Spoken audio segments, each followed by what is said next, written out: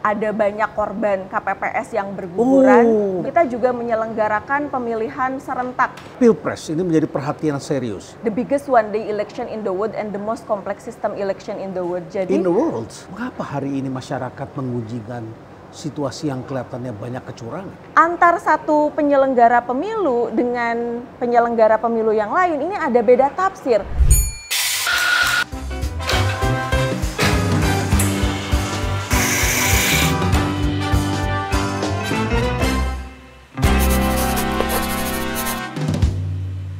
Selamat datang di Cafe Breezy, Mbak Neni. Ya, terima kasih Prof sudah diundang. Ya, ini adalah sebuah tempat pertemuan bagi banyak orang yang ingin tahu mengenai situasi terbaru. Betul, luar biasa. Saya sering mengikuti YouTube Prof di Intrik. Ini menjadi salah satu upaya untuk bisa menjaga akal kewarasan demokrasi kita ya. Di tengah demokrasi kita yang semakin tuna adab, semakin kesini semakin tuna adab ya. Ya, ini penting sekali untuk menjaga keadapan publik ya. Betul. Nah, karena kita membangun budaya bukan main menang-menangan. Betul, ya, betul baik. sekali. Mbak Neni, Anda adalah sebagai direktur DIP. Ya. Apa itu DIP? Jadi ini adalah NGO non pemerintah dan non profit yang kita bergerak di isu-isu kepemiluan, kemudian demokrasi, politik, juga berkaitan dengan isu-isu yang kita mengadvokasi beberapa hal gitu ya, berkaitan dengan misalnya ketika di lapangan terjadi adanya dugaan pelanggaran, kita membantu untuk melaporkan kepada pengawas pemilu setempat, lalu kemudian juga related dengan isu women and gender gitu Prof. Saya beberapa kali melihat Anda menjadi headline dan kemudian menjadi perbincangan publik apa yang Anda sampaikan. Terutama adalah menyangkut soal bagaimana kita menjaga integritas pemilu dan partisipasi masyarakat dalam menjaga demokrasi ini. Betul, karena itu yang sebetulnya mahal hari ini yang harus kita jaga bersama-sama. Dan Anda juga aktif di Muhammadiyah, di PP Muhammadiyah. Betul. Sebagai apa di sana? Sebagai Wakil Sekretaris 1 Lembaga Hikmah Kebijakan Publik Pimpinan Pusat Muhammadiyah. Kebetulan Wakil Ketua yang membidanginya untuk MHH dan LHKP ini adalah Pak Busro Mukodas, mantan Ketua Komisi Pemberantasan ya, Korupsi. Sahabat saya itu ya, yang dulu saya cari khusus untuk memimpin KPK. Tim selnya dulu Prof dulu saya tim selnya. Saya cari siapa nih yang bisa memimpin KPK. Salah satunya adalah Pak Busro. Dan betul. Alhamdulillah puji Tuhan beliau akhirnya mau ya. Sampai sekarang beliau selalu menyuarakan soal keadilan, bagaimana hari ini kita melihat demokrasi kita yang semakin tidak baik-baik saja, selalu lantang menyuarakan dan mengingatkan kepada kita semua sebagai civil society membangun checks and balancing. Mbak Neni begini, di satu pihak Pilpres ini menjadi perhatian serius. Betul. Padahal kita ketahui pemilu ini bukan cuma Pilpres. Betul. Saya sampai sekarang belum mempersiapkan diri. Seandainya nanti saya masuk ke bilik suara, apa yang harus saya lakukan? Ya saya tahu mencoblos, tetapi berapa banyak ini suratnya? Betul. Semakin hari semakin banyak karena ini adalah pemilu serentak. Ya, berarti yang dipilih banyak sekali. Ya, itu satu. Yang kedua, saya juga berpikir ini kan masalah demokrasi. Kita pernah mengalami suasana yang otoriter, kehidupan otoriter. Semuanya kita harus minta izin, kita mau demo tidak bisa, mau bersuara tidak bisa, semua sudah diatur, panitianya ikut bertarung pada waktu itu. Jadi kalau saya mengacu pada Simon Sinek, katanya dalam hidup ini ada dua jenis game. Satu adalah short term game, game jangka pendek lah. Game jangka pendek itu seperti kita main sepak bola. Kalau main sepak bola kan waktunya jelas, 2 kali 45 menit seperti pemilu lah. Waktunya 5 tahun sekali, setelah itu ketahuan siapa yang menang, siapa yang kalah. Betul. Ya, menang-menangan. Tapi long term game, membangun demokrasi, membangun kebangsaan, membangun peradaban. Apa yang Anda lihat sebetulnya? Kita ketahui kan pemilu 2024 itu kita sering sebut dengan the biggest one day election in the world and the most complex system election in the world. Jadi in the world? Iya, in the world. Jadi tidak ada negara-negara lain yang menganut sistem demokrasi seperti demokrasi di Indonesia yang satu hari, Prof. Kita ada 5 pemilihan. Presiden, wakil presiden. Ya, jadi surat-suara ada mengenai Pilpres. Betul, DPR, DPD, DPRD provinsi dan DPRD kabupaten kota. Jadi ada 5 surat suara, betul. Yang nanti akan dicoblos di bilik suara itu sendiri. Nah, dan sistemnya juga sangat kompleks, Prof. Kompleks, rumit dan mahal. Pemilu 2019 saja kita ketahui ada banyak korban KPPS yang berguguran, betul, yang mati, 500 ya meninggal dunia panitia setempat ya. Ya, karena hasil riset dari UGM itu menyampaikan bahwa ada faktor kelelahan di situ yang menyebabkan meninggalnya ratusan KPPS di pemilu 2019. Tidak cukup hanya 1 kali 24 jam begitu untuk menyalin form-form C yang demikian banyak itu, belum dengan persoalan-persoalan administratifnya. 2024 juga sama demikian. Bahkan lebih kompleks. Lebih kompleksnya itu karena di tahun yang sama kita juga menyelenggarakan pemilihan serentak bupati, wakil bupati, wali kota, wakil wali kota, gubernur dan wakil gubernur. Sebetulnya pelaksanaannya sudah ditetapkan oleh Komisi 2 Pemerintah dan KPU itu 27 November 2024. Tetapi kan we don't know, Prof, katanya juga pilkada pemilihan serentak itu mau dimajukan entah bulan Oktober gitu atau kemudian September. Kita tinggal menunggu sajalah. Baik. Demokrasi yang saya kira semakin ugal-ugalan ini gitu ya, karena sempat ada isu penundaan pemilu, lalu kemudian juga ada isu berkaitan dengan perpanjangan masa jabatan presiden, 3 periode ya. Gitu itu ya. Kencang sekali itu. Betul. Beberapa orang menyuarakan kencang sekali. Iya, jadi untuk sampai pada tahap 14 Februari 2024 ini kan menghadapi permasalahan yang sangat berliku. Lalu kemudian masuk di tahapan daftar pemilih. Di tahapan waktu penetapan peserta pemilu 2024 kan sangat kencang sekali isu misalnya berkaitan dengan dugaan manipulasi sipol. Lalu kemudian integritas penyelenggara pemilu. Kita ketahui juga DKPP kan betul-betul sudah menyatakan bahwa ada pelanggaran etik yang dilakukan oleh Ketua KPU Republik Indonesia yang itu ternyata juga tidak profesional. Putusannya adalah peringatan keras terakhir gitu. Baik, ini banyak sekali kelihatannya Betul, pelanggaran-pelanggaran. kemudian daftar pemilih juga ada pemilih siluman gitu ya, isu-isunya seperti itu. Lalu di tahapan kampanye sekarang banyak sekali kan Prof, marak sekali terjadi. Money politics. Bahkan ada yang menyebarkan ke atas, desa, menurut saya tidak membangun aparat, betul, tidak membangun peradaban ya. Jadi ada kecurangan dan ada proses yang memang kompleks ya. Saya ingin mendalami dulu masalah kompleks. Ini hati-hati Anda yang menjadi KPPS ini ya. Karena di masa lalu saja ratusan orang yang meninggal dunia. Sekarang lagi pendaftaran, Prof. Pendaftaran KPPS, betul. Honornya berapa itu? Honornya sekarang sudah 1 juta. 1 juta, berarti peminatnya juga meningkat. Tapi jangan lupa keletihannya karena kompleks ini penting sekali ya. Jadi Anda harus sehat, jangan paksakan diri kalau Anda tidak memiliki endurance ya. Daya tahan untuk bekerja, menghadapi tekanan, termasuk kompleksitas, mental, panas, psikis. Ya.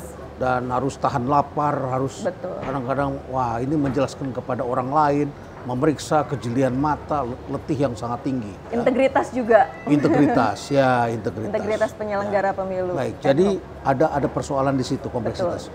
Memangnya bangsa kita nggak bisa membuat satu proses pemilu yang lebih simpel? Karena kan dulu itu pemilu serentak itu dengan berbagai alasan ya. Misalnya untuk efisien, efektif gitu diselenggarakan di tahapannya itu berbarengan gitu. Satu hari itu 5 surat suara. Tetapi justru yang terjadi di pemilu 2019 bukan hanya pada persoalan tadi KPPS yang meninggal gitu, tapi juga ada banyak problem lain diantaranya berkaitan dengan integritas penyelenggara pemilu. Lalu kemudian kita tahu head to head kan 2019 hanya ada 2 pasangan calon. Pemungutan dan penghitungan suara, Prof, sampai dengan rekapitulasi itu 35 hari. Sehingga kita digonjang-ganjing psikologis pemilih. Tadi disebutkan ada 5 surat suara. Betul. Itu saja kita nyoblosnya saja mesti bergantian milih. Kemudian Prof sudah menentukan untuk DPD siapa, DPR RI siapa, DPRD. Fokus kita presiden. Fokus kita masih presiden. Kita akhirnya tertindih semua yang lain-lain. Kalaupun ada, saya nggak tahu dia di wilayah saya atau tidak. Jadi kompleks karena beberapa hal. Satu adalah karena tadi kita lihat itu ada 5 surat suara. Kemudian yang kedua, ini jumlah calonnya dalam surat suara itu banyak. Kalau pilpres itu gampang 3 dikali 2, 6. Hanya ada 6 orang, 1 surat, gampang kita jelas. 1 surat suara. Nah kemudian kalau DPD, berapa banyak calonnya itu DPD di setiap tempat itu? Saya lupa persisnya sih, sekitar Tidak banyak 600, juga kan? Sekitar 600 lebih, tapi yang terpilih itu di setiap provinsi itu ada 4 orang. Tidak banyak. Oke, DPD mudah. Kita milihnya mudah. DPR RI itu ada 84 daerah pemilihan. 9.000 lebih lah. Ya. Itu jumlah DPR RI, caleg-caleg DPR RI. Dan kemudian misalnya kalau di DPRD provinsi, Prof, kalau di Jawa Barat daerah saya, provinsi saya itu ada 120 kursi. Artinya 120 dikali 18 partai politik. Jadi tidak terbayang ya, Prof. Terus baru DPRD kabupaten kota. Sebentar, 18 partai politik di Jawa Barat. Jadi DPRD tingkat 1 ini. Betul. Atau DPR? DPRD. Kalau DPRD ada 18 partai politik. Betul. Dan ada politik lokal, partai politik lokal nggak ada di Jawa Barat? Tidak ada, karena 6 partai politik itu hanya ada di Aceh. Di Aceh, oke. Betul. 18 terus kali 120 kursi, itu sudah berapa? Kursi. Kalau misalnya di satu partai di provinsi seperti Jawa Barat, itu berarti harus ada 120. Bagaimana kita memilihnya? Kalau Prof pusing, boleh deh pilih caleg perempuan. Ini saya malah kampanye ya, Prof. Perempuan ya. Dan tidak ada foto ya? Hanya tidak nama. ada foto. Yang ada foto itu hanya ada DPD. Jadi kalau untuk DPR RI, DPRD provinsi, DPRD kabupaten kota, itu hanya ada lambang partai, lalu kemudian nomor urut caleg dan nama caleg. Coblos. Coblos. Betapa rumitnya. Rumit ya, Prof? Rumit. Ya. Oke, baik. Jadi itu kompleksitasnya. Betul. Ya.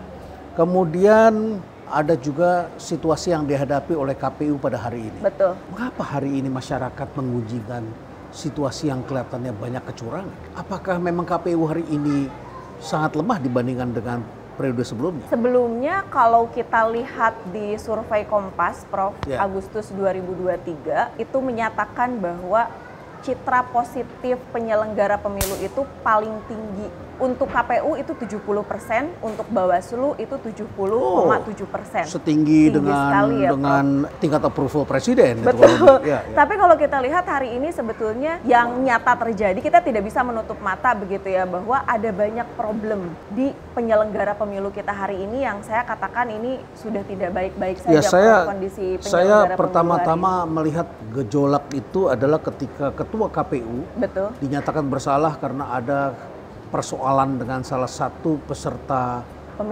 pemilu yang kemudian ada hubungan, diberitakan begitu dan sudah diberikan sanksi. Sejak saat itu saya bilang, wah ini ketuanya tersandra oleh masalahnya. Begitu ya. Ya, terus kemudian setelah itu saya bingung juga ini. Ada seorang ustadz yang membagikan uang. Dan ada juga yang membagikan uangnya dilempar seperti itu.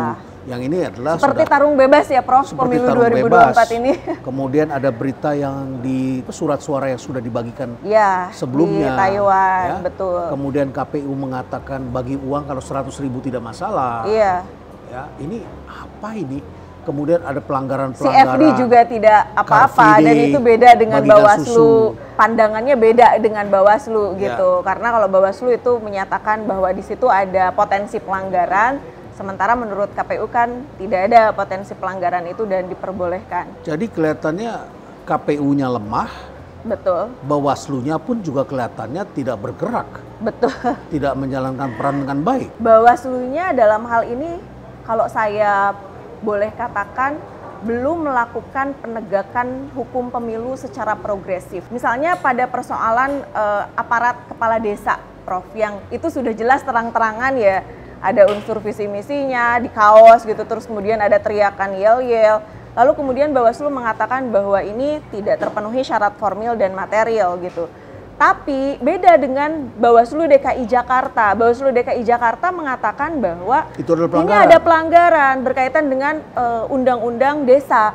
Artinya di tubuh penyelenggara itu sendiri ini ada perbedaan tafsir yang saya kira sangat serius dalam proses penegakan hukum yang berkeadilan gitu, Jadi Prof. ada yang ingin menegakkan keadilan tapi kemudian dianulir oleh yang lebih tinggi. Iya, betul sekali seperti itu. Sifat informasi itu harus ekstrim dan tunggal. PKPU-nya sama, Prof. Undang-undangnya juga sama. Kita pakai Undang-Undang 7 2017 tentang pemilihan umum. Kemudian Perbawaslu-nya sama. Peraturan Badan Pengawas Pemilihan Umum itu sama. Tapi kenapa antar satu penyelenggara pemilu dengan penyelenggara pemilu yang lain ini ada beda tafsir? Dan ini sebetulnya permasalahan klasik. Makanya dulu suka bilang KPU Bawaslu ini selalu menjadi Tom and Jerry gitu dan tidak pernah ada solusinya. Artinya kalau tafsir KPU RI A, Bawaslu juga sama dong harus A, dan itu harus diterjemahkan Prof sampai penyelenggara pemilu tingkat bawah di ad hoc itu juga harus A. Tapi hari ini kita melihat di tubuh penyelenggara pemilu itu sendiri perbedaan tafsirnya cukup serius gitu. Tapi justru yang terjadi masyarakat akhirnya harus mengadu. Mau tidak mau tidak ada lagi lembaga lain yang punya wewenang untuk menerima laporan dari masyarakat selain Bawaslu, Prof. Jadi Bawaslu itu kalau dilihat dari Undang-Undang 7 2017 itu sebetulnya punya kewenangan yang sangat besar. Pertama, misalnya bisa melakukan pencegahan, lalu kemudian penindakan, penegakan hukum pemilu, lalu kemudian juga sampai dengan tahap penyelesaian sengketa. Artinya kan Bawaslu punya wewenang yang sangat besar di sini.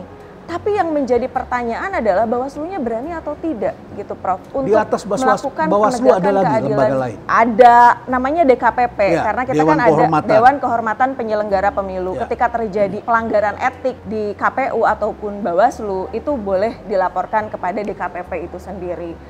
Nah, ini jadi saya rasa proses penegakan hukum juga yang perlu kita kritisi bersama-sama. Ketika kemudian hari ini banyak orang yang bilang percuma ya lapor Bawaslu gitu, atau misalnya Bawaslu tidak bergigi, harusnya kan ketika ada stigma seperti ini gitu ya dari masyarakat, Bawaslu bisa berbenah hari ini. Jadi kalau dicari secara prosesnya adalah formalistik, betul. Ya ini akan sangat meletihkan. Seperti misalnya politik uang yang tadi Prof singgung, itu kan subjek hukumnya hanya pelaksana, artinya dia peserta pemilu yang ditunjuk untuk melakukan kegiatan kampanye, lalu kemudian peserta pemilu untuk DPD, DPRD provinsi, DPR RI, DPRD provinsi, dan kabupaten kota, dan juga DPD, juga calon presiden, wakil presiden. Ketiga adalah tim kampanye. Tim kampanye pun itu yang harus didaftarkan ke KPU.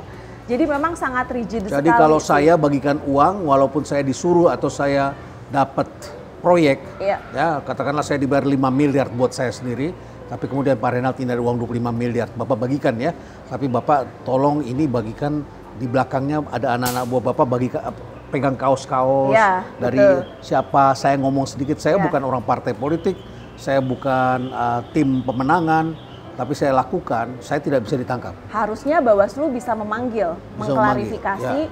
Ada yang namanya sentra gakumdu. Jadi di situ ada 3 unsur. Ada unsur Bawaslu, ada unsur kepolisian, dan ada unsur kejaksaan. Dan di situ kemudian ketika itu masuknya ke dalam ranah pidana pemilu, maka dibahas di situ. Saya ambil contoh di pemilu 2019. Sebetulnya ada di pemilu 2019 itu proses penegakan hukum yang saya kira progresif, Prof.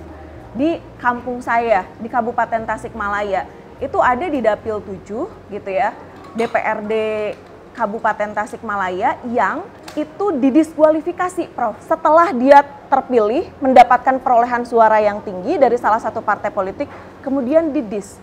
Karena terbukti ada melakukan politik uang, terstruktur, sistematis, masif gitu ya. TSM. Betul, TSM, dan itu kemudian didiskualifikasi. Saya kira ini menjadi success story gitu ya yang dilakukan oleh Bawaslu, ternyata di kabupaten kota bisa loh. Ya, tapi kelihatannya sekarang kembali lagi ke belakang. Baik, Neni, ini kalau saya wawancara orang pinter ini memang begitu ya, ditanya 1 bisa jawab 10 yang belum saya tanya sudah dijawab 2 ya. Baik, kita ngopi dulu supaya sedikit lebih adem. Ya, karena tujuan kita bukan menghasut masyarakat, ini adalah mengedukasi masyarakat supaya kita bisa menciptakan fondasi yang lebih baik dan masyarakat bisa memilih pemimpin dan juga wakil rakyat yang benar-benar mumpuni dan bisa mengantar bangsa kita ke depan yang lebih baik. Bukan berdasarkan sekedar suka atau tidak suka, bukan karena gimmick-gimmick yang muncul, bukan karena uang begitu, tetapi adalah karena memang kita ingin mengantarkan bangsa kita ke depan. Mengedepankan politik gagasan lah ya. Politik gagasan yang benar-benar bermanfaat bagi kita semua. Baik. Kita ngopi dulu, kita pesan dulu ya, sambil ketemu baristanya. Di sini baristanya aktif ini. Ya. Selamat sore Mbak Neni. Di baristanya anak muda progresif. Progresif ya. Kelihatan dari gesturnya, Prof. Ya, di rumah perubahan memang selalu ada anak-anak muda seperti ini. Dan hari ini saya kedatangan 5 anak muda baru. Bahkan 6 ya, hari ini bukan 5 saja, tapi 6 ya kita ya. Ya, ada 6 yang sudah siap untuk bergabung dan kemudian belajar bisa menjadi seperti David? Saya boleh berarti nanti boleh saya bergabung Mas David. Nanti saya kasih link. Susah. Udah pinter dia. Bagaimana kita mendidik orang yang sudah jadi ya? Oke, silakan. Politik enaknya sambil minum kopi. Betul. Harusnya ini juga jadi inspirasi para caleg ya. Caleg itu nanti kalau kampanye tuh harusnya bisa dengan melakukan pendekatan emosional anak-anak muda tuh inovasi kreativitasnya tuh di kafe gitu ya. Yang lebih memilenial dan menggenzi lah ya. Jadi saya dapat ide ini. Kita ke depan bikin sekolah politik di sini ya. Oh iya. Nanti keren ya. Jadi kepala sekolahnya bersedia? Kalau diberikan kesempatan saya kita siap, bikin sekolah politik di sini. Melahirkan politisi-politisi muda yang kelak bisa mengantarkan bangsa ini lebih baik. Yang berkeadaban, mengedepankan etika, moralitas dan keadaban. Betul. Cerdas ya untuk memimpin masyarakat. Silakan. Mana ini ngopi? Iya. Ada pilihan kopi apa aja, Mas David? Kebanyakan yang datang ke sini pada pesan kopi inspirasi. Nah, saya pesan kopi inspirasi aja. Ais aja. Oke, Bapak? Kalau gitu saya juga ikut deh, kopi inspirasi tapi saya minta yang hot. Ais sama hot satu. Perbedaan pilihan ini ya? Mbak, saya tuh dan teman-teman saya masih gampang nih ketika memilih. Karena di pemberitaan, semenjak kasus MK kemarin, katanya itu nggak mempengaruhi persepsi anak muda terkait dengan proses yang MK kemarin periksa. Nah, ini tuh masalahnya anak muda cara pandangnya yang udah beda terkait proses yang katanya menyalahi etika gitu ya. Kira-kira kenapa sih bisa kayak gitu? Mas David ini berarti undecided voters atau swing voters ya, Prof? Bisa jadi, mungkin saya masih fleksibel sih. Berarti masih udah ada pilihan tapi bisa jadi berubah gitu ya pilihannya menjelang pemungutan dan penghitungan suara. Oke, jadi kalau saya melihat hari ini anak-anak muda tuh sudah melek dengan politik ya. Mereka udah lebih banyak tuh mengedepankan politik gagasan. Ketika kemudian ditawari uang, Mas David kalau ditawari uang oleh caleg 100.000, kira-kira mau terima atau enggak? Enggak mau. Enggak mau kan? Ini potret sebetulnya bahwa hari ini anak-anak muda itu, saya sih selalu percaya 10 tahun yang akan datang, 20 tahun yang akan datang, negeri ini akan dipimpin oleh anak-anak muda hari ini. Sebentar, dan ini kan anak muda di perkotaan. Bagaimana anak muda di kampung-kampung? Masih terjadi disparitas komunikasi, informasi, sedangkan gitu ya, di pelosok-pelosok kita baru daerah. datang saja, mereka kadang-kadang udah bilang, bagi duit Pak. Uang cendolnya mana Pak? Jadi kalau bicara politik uang itu sebetulnya kan kayak ayam dan telur, Prof. Ayam dulu atau telur dulu sih. Dan hasil riset saya itu banyak yang pemilih kita itu masih dalam kategori pemilih moral hazard pemilih. Udah tahu politik uang itu nggak boleh juga masih mau mencoblos. Tapi sebetulnya saya punya harapan besar ketika anak-anak muda hari ini tuh mereka banyak sekali yang berpikir bahwa politik ini harus mengedepankan politik gagasan. Makanya banyak di antara mereka yang saya tuh tidak banyak terpengaruh oleh gimmick-gimmick gitu ya, kemudian gemoy-gemoy yang itu kalau kata Bauk itu kan menjadi pembodohan publik gitu ya. Pembodohan kepada anak muda yang ketika anak muda dipersepsikan seperti itu sukanya, tapi padahal banyak anak muda yang sebetulnya mereka juga mencari informasi kan. Terkait tadi masih tentang isu privilege tadi. Nah itu kan sebetulnya dalam demokrasi itu kita harus melahirkan kebebasan, keadilan, dan kesetaraan gitu. Jadi ketika kemudian ada anak muda, kita dorong selalu anak muda aktif di politik ya Prof. Baik itu sebagai penyelenggara pemilu, peserta pemilu gitu, ataupun kemudian sebagai tim kampanye, atau seperti saya sebagai civil society, terserah lah anak muda. Jadi ada 3 pilihan ya politik itu? Ya, anak muda itu bisa berperan dalam 3 hal. Pertama, anak muda sebagai penyelenggara pemilu, dia bisa sebagai KPU, Bawaslu, di ad hoc gitu ya. KPPS sekarang 17 tahun minimal usianya. Jadi Mas David, kalau saya mau kawal suara saya, boleh bisa jadi KPPS.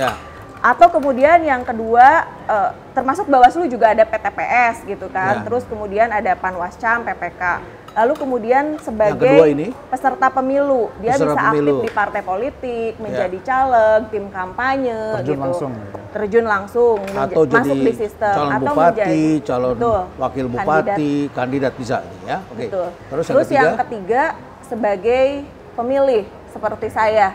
Tapi saya milih untuk menjadi pemantau pemilu. DIP ini kan sudah terakreditasi di Bawaslu Republik Indonesia menjadi pemantau pemilu nasional. Kita ada di 10 provinsi dan 50 kabupaten kota melakukan pemantauan.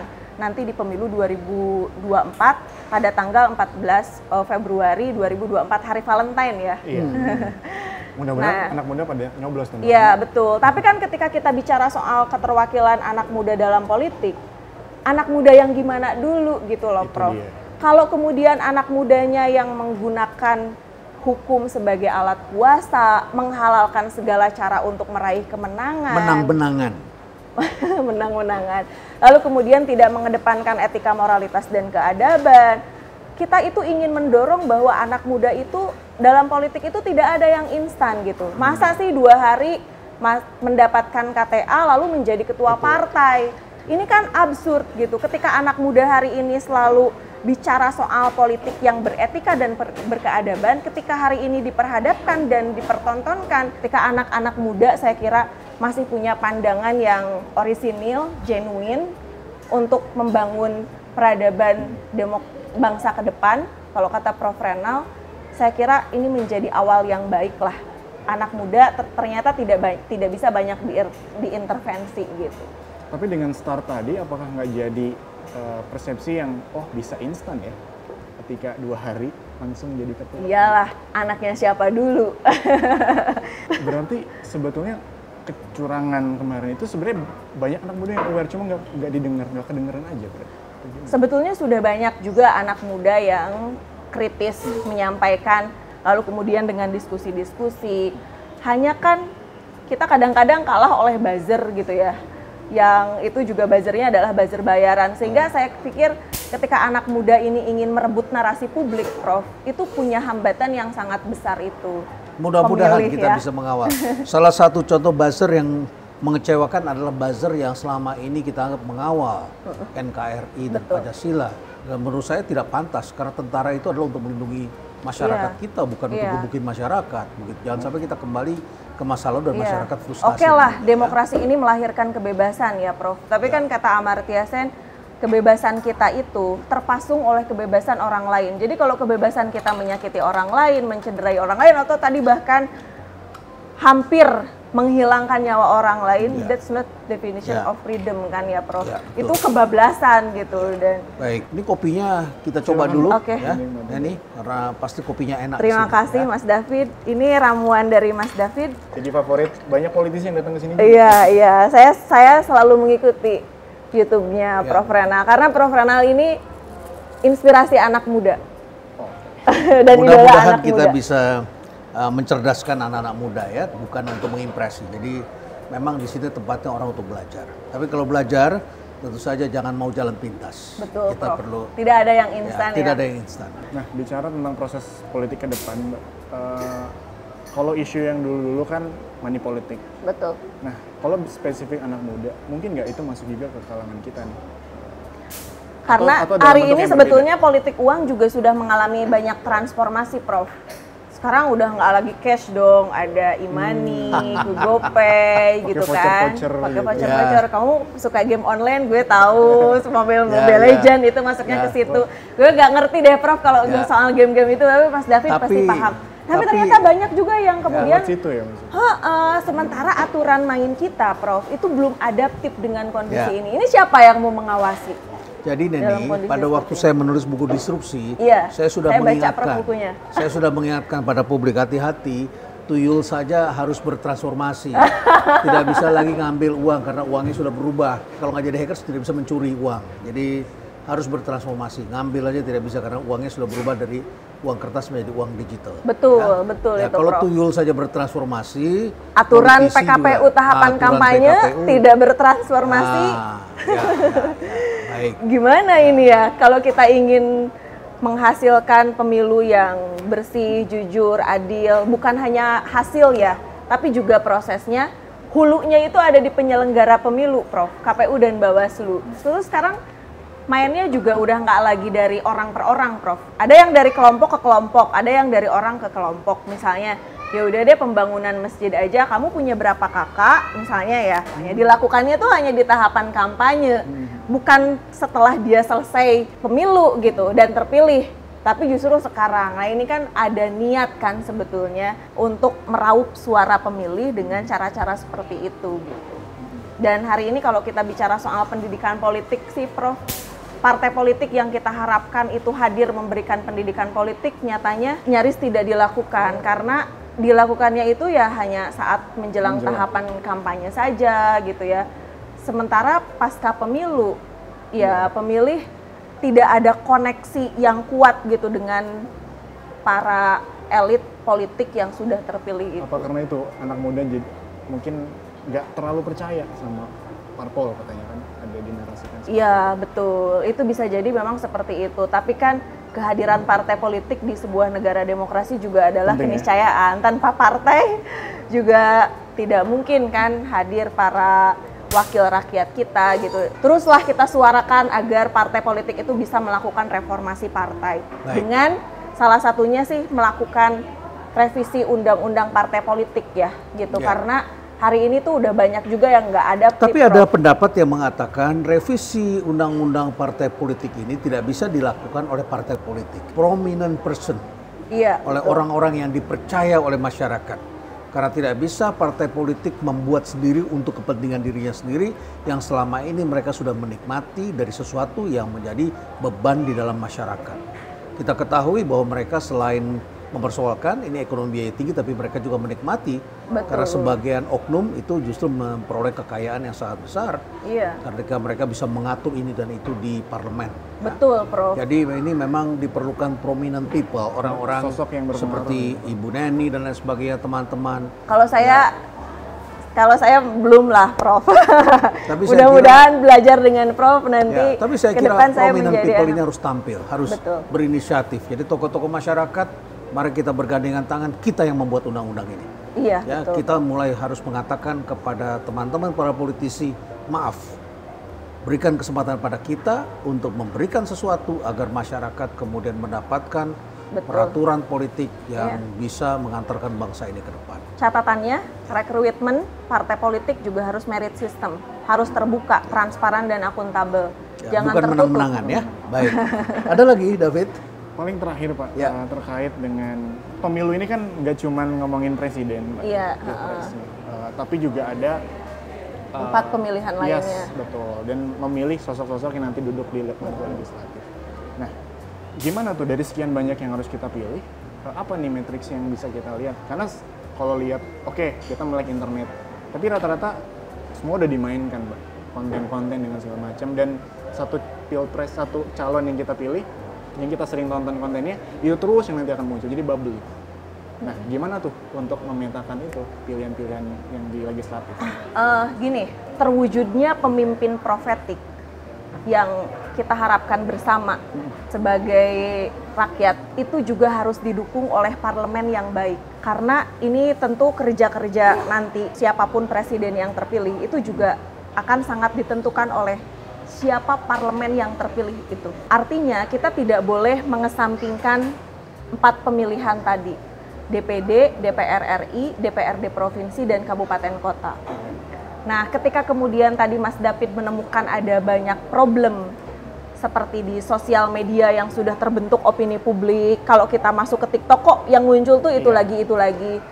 Maka saya berpikir bagaimana anak muda ini harus punya kreativitas dan inovasi. Di KPU itu ada yang namanya infopemilu.go.id. Mas David bisa cari, Mas David itu ada di kabupaten kota mana, masuk dapil mana, siapa saja sih calegnya. Lalu kemudian Mas David lihat masing-masing profil itu. Nah sayangnya Prof, hari ini KPU berkaitan dengan keterbukaan informasi publiknya, hari ini tuh minim gitu. Jadi kalau kita selalu mendorong teknologi informasi itu sebagai inovasi dan kreativitas yang dilakukan oleh penyelenggara pemilu, yang terjadi itu adalah ruang gelap dalam pemilu gitu.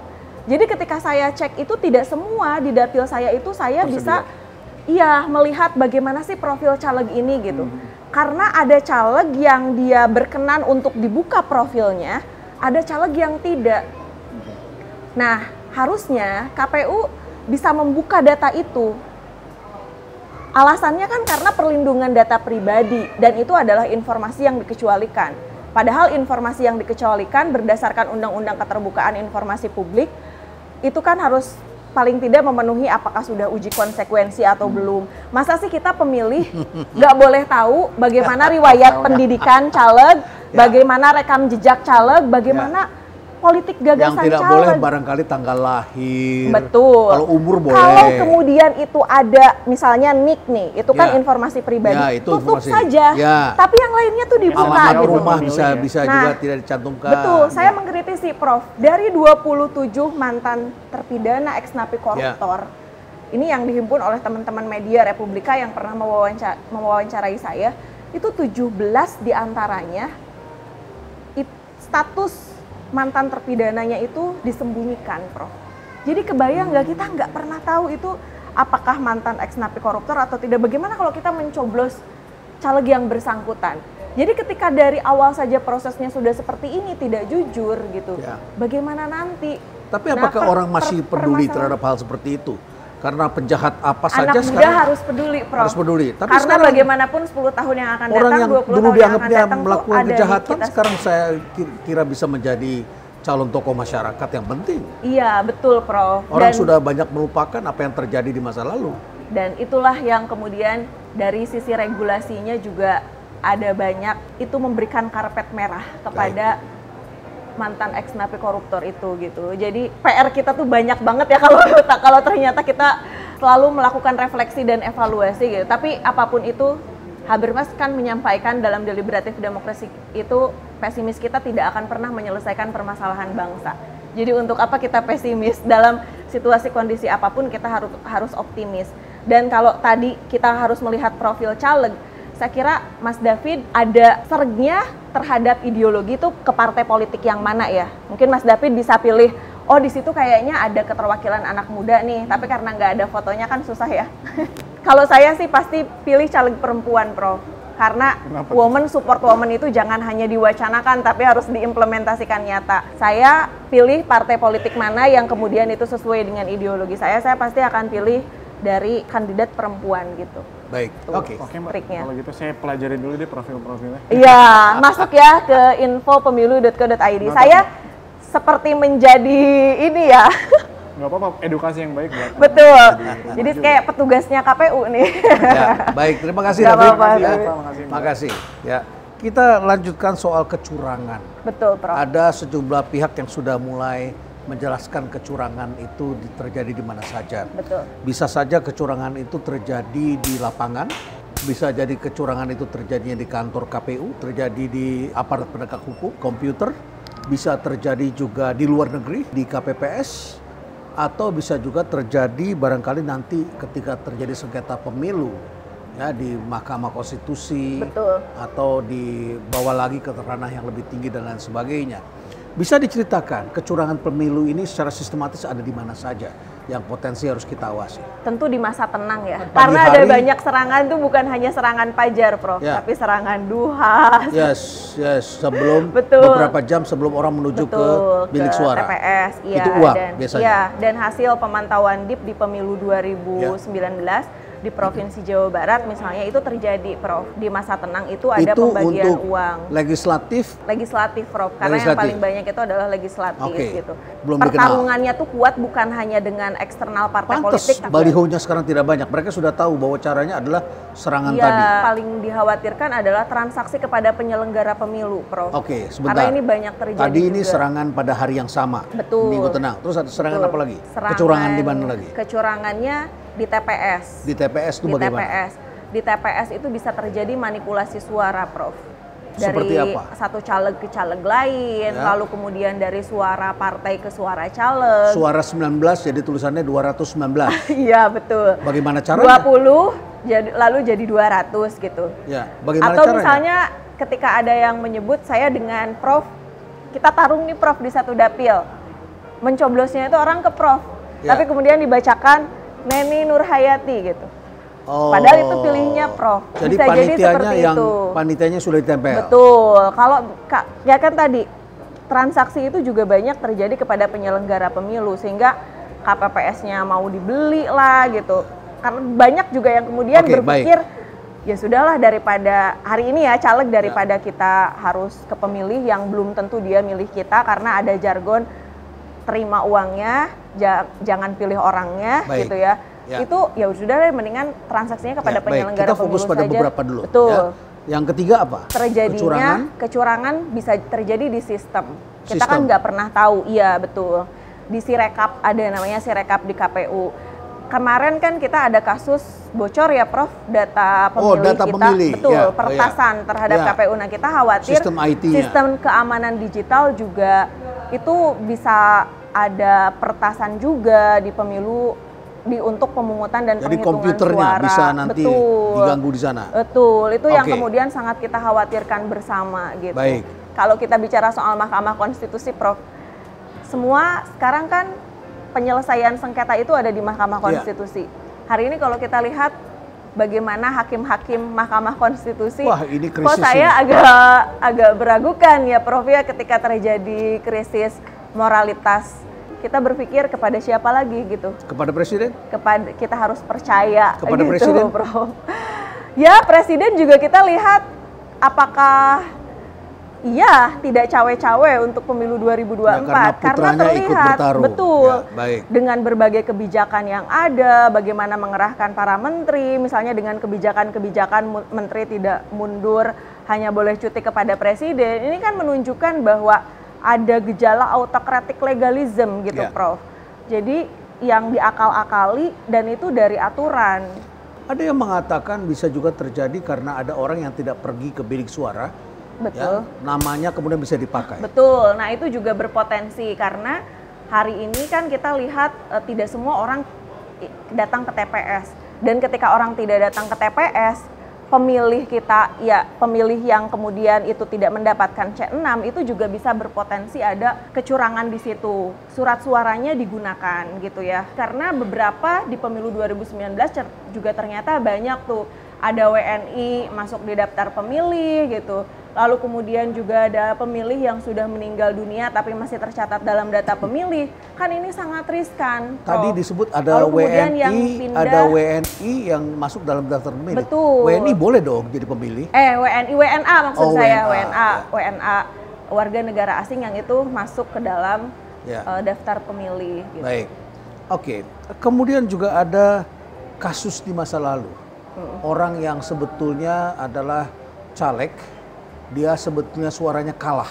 Betul. Dari orang lain, kenapa bisa diputuskan dia pemenangnya dan bisa dipindahkan suara dari orang ini kepada orang ini? Nah, karena di situ juga kemudian ada kebijakan partai politik ya di situ, Prof, yang bisa mempengaruhi dan ada istilah bahwa kalau kita mendapatkan perolehan suara yang tinggi itu belum tentu juga dilantik. Seperti misalnya ya kita tahu lah ada kasus di salah satu partai politik yang tidak mendapatkan surat suara yang tinggi lalu kemudian itu bisa dilantik. Lalu ada juga, mungkin Prof ingat di pemilu 2019 lalu ada salah seorang anggota KPU yang kemudian itu terkena OTT, Prof, karena waktu itu ada manipulasi dan ada transaksi berkaitan dengan perolehan suaranya Harun Masiku. Padahal cuma 5.000 kalau tidak salah ya, dan yang seharusnya mendapatkan kursi itu ada Rizky Aprilia, itu perolehan suaranya sekitar 42.000 kalau saya tidak salah gitu ya. Nah, ini kan mencerminkan bahwa itu tadi kita rentan dengan integritas penyelenggara pemilu, Prof. Jadi yang suara bisa dipindahkan oleh siapa? Betul, oleh penyelenggara pemilu. Oleh KPU? Dan itu bisa terjadi yang paling sangat rentan itu di KPP, di TPS, Prof. Karena kalau udah sampai dengan tingkat kecamatan, kabupaten, kota, terjadi kecurangannya di mana? Kecurangannya di TPS atau di TPS, Prof.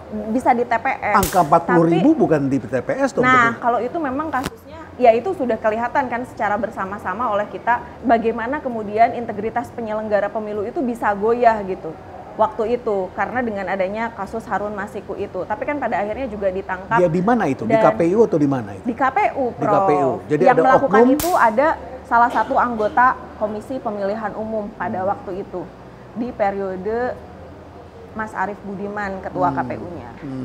Dan itu kena OTT orang itu? Iya, betul. Dan itu kena pidana juga. Kalau kita bisa simpulkan dari semua percakapan kita, kecurangan-kecurangan apa yang sebetulnya perlu kita khawatirkan? Nah, hari ini masyarakat sudah melihat bahwa pejabat-pejabat gubernur semuanya sudah dilantik oleh presiden. Ya. Kemudian kita ketahui putra presiden juga ikut sebagai cawapres. kemudian kita juga sudah lihat sekarang ada kejadian seperti surat suara yang sudah beredar lebih dulu. Betul. Dan jawaban dari Ketua KPU tidak sama dengan jawaban dari katanya itu adalah penjelasan rusak. Presiden. Ya. Sebagai upaya mitigasi resikonya itu adalah rusak gitu. Ya. Banyak sekali hal-hal yang kemudian masyarakat mulai bertanya. Betul. Apa yang perlu masyarakat khawatirkan di kemudian hari? Atau perlu kita ingatkan kepada KPU, Bawaslu, dan DKPP? Apa yang perlu mereka lakukan agar lebih punya wibawa dan agar tidak menjadikan pemilihan umum kali ini adalah sebagai pemilihan umum dagelan? Iya, pertama untuk pemilih kita tentu mendorong agar pemilih itu menjadi pemilih yang berdaulat, kritis, lalu kemudian juga menjadi pemilih yang rasional, bukan emosional atau kemudian transaksional. Nah, lalu kita berharap bahwa pemilih ini bisa mencari informasi juga, karena sekarang kan ada banyak kanal-kanal di penyelenggara pemilu, baik itu KPU ataupun Bawaslu di websitenya berkaitan dengan proses penyelenggaraan pemilu yang sedang dilaksanakan. Lalu yang kemudian perlu dilakukan adalah ambil peran, Prof, sekecil apapun itu. Karena perubahan yang besar itu tidak akan pernah terwujud kalau kita tidak memulai hal yang kecil. Baik, kalau kepada KPU dan Bawaslu apa yang perlu kita berharap tetap menjaga marwah, independensi, netral, tidak berpihak dan tidak terafiliasi kepada salah satu peserta pemilu manapun, dan tidak masuk angin. Jadi kita ingin menjunjung tinggi demokrasi yang berkeadaban itu dimulai dari penyelenggara pemilunya juga harus berintegritas dulu.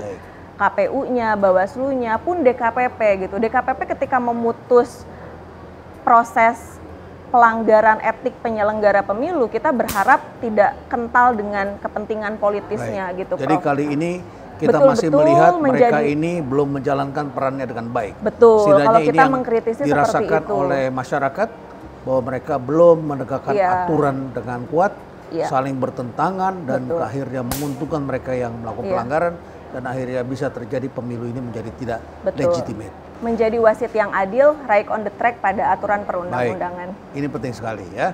Kata Iwan Fals, kalau tidak ada cinta jangan harap ada keadilan. Aduh, jadi, kalau berat tidak sekali. Pada sepertinya NKRI, menjadi profesor ini lagi nanti Raja Gombal. Baik ya, saya kira ini adalah hal yang penting. Cinta kepada tanah air harus diwujudkan dengan memberikan keadilan dan tingkatkan kewibawaan. Bagaimana kita menjadi penyelenggara pemilu. Kalau memang tidak sanggup menjadi penyelenggara yang adil, yang bermartabat, yang kuat, yang gigih, mundur yang benar-benar punya kepentingan nasional karena cinta tanah air, lebih baik mundur saja dari hari ini ya. Jangan membuat nanti pemilu kita menjadi tidak legitimate dan akhirnya menimbulkan chaos yang lebih besar. Betul. Ya. Betul. Saya ucapkan terima kasih, Neni. Terima kasih, Prof. Silakan untuk berkegiatan dan jangan lupa bikin School of Politics di sini. Iya, siap. Ya, kita harapkan ini menjadi satu kontribusi besar bagi Rumah Perubahan dan bersama masyarakat agar kita selalu mengedukasi. Politik sekali lagi terima kasih kesempatannya Prof. Renal sama-sama, dan undangannya. Ya. Nah, politik bukanlah sesuatu yang menakutkan, tapi bisa menjadi sesuatu yang menyenangkan asal berada di tangan orang-orang yang tepat. Iya, ya. Betul sekali. Terima kasih, sukses selalu. Dan sukses juga untuk stay Prof. relevan.